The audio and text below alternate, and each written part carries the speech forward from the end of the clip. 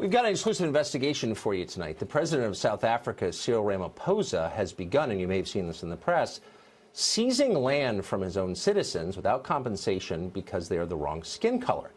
That is literally the definition of racism.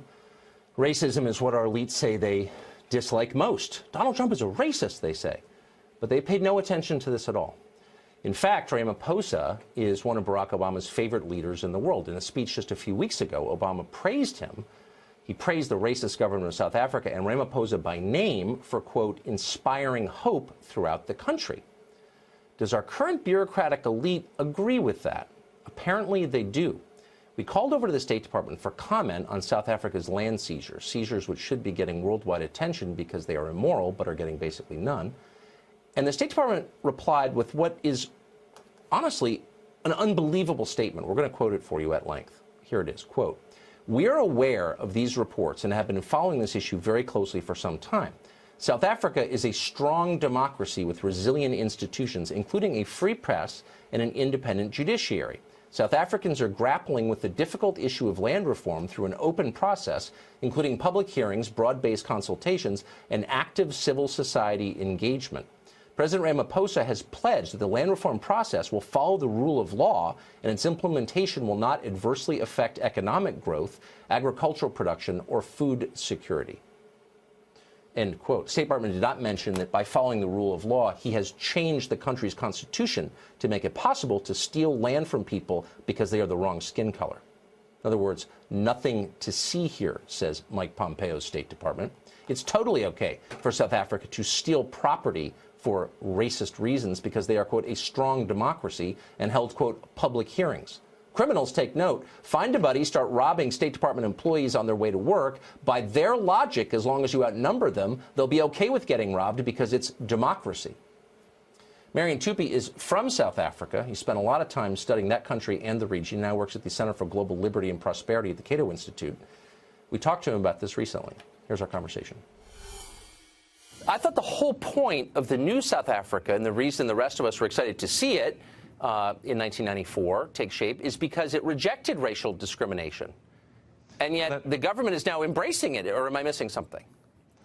No. In a free and civilized society, we don't take people's stuff on the basis of the color of their skin. It was wrong when it took place under apartheid. It is wrong now. And it would be a tragedy if South Africa were to repeat the same mistakes it did in the past. So there are really two levels here. First is the moral level, and you and I are in agreement that it's always wrong to punish people for what they look like. But second is the effect that it will have. We saw something similar to this happen in neighboring Zimbabwe. What happened when land was seized there on the basis of skin color? 18 years ago, the governing party of Zimbabwe, ZANU-PF, was threatened with electoral loss. And in order to shore up its support amongst the electorate, it decided to expropriate the farmers of Zimbabwe. What that led to, aside from horrific violence, was a total economic collapse of the country. Half a century of economic growth was wiped out in Zimbabwe as a result of this particular policy.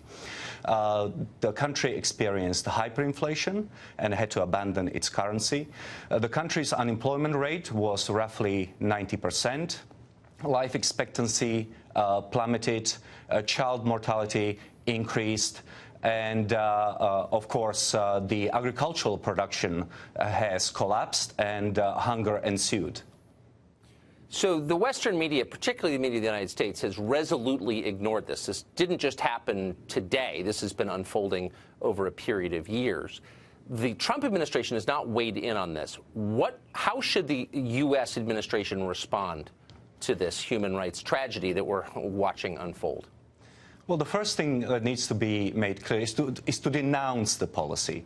The administration needs to make it very clear that it is both immoral, because it targets a specific group of people, and I thought we were beyond that. And secondly, that it would be economically destructive. So we need to make it very clear where we stand. Secondly, South African government needs to be aware that the law, the African Growth and Opportunity Act, under which South Africa trades with the United States requires the President of the United States to expel countries from AGOA that do not respect property rights and due process.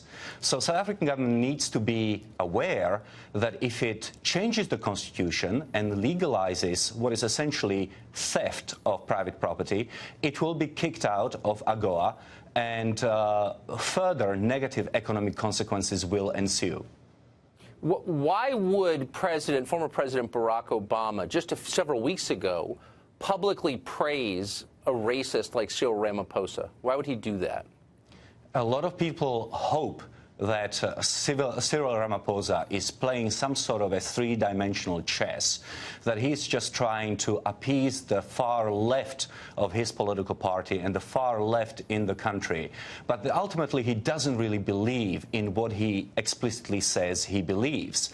Cyril Ramaphosa has said that by expropriating the farmland, the privately owned farmland in South Africa, he's going to create the Garden of Eden in South Africa. He's going to turn South Africa into hell, just like Zimbabwe is a complete catastrophe. And so Barack Obama should pick up the phone, call Cyril Ramaphosa, and tell him that if he wants to continue to enjoy the good press he's been having, he needs to reverse policy that he is set on and behave in accordance with normal rules that define and characterize free countries.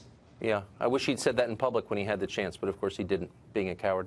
Marion, thank you very much for your deep knowledge on this subject. I appreciate it. My pleasure.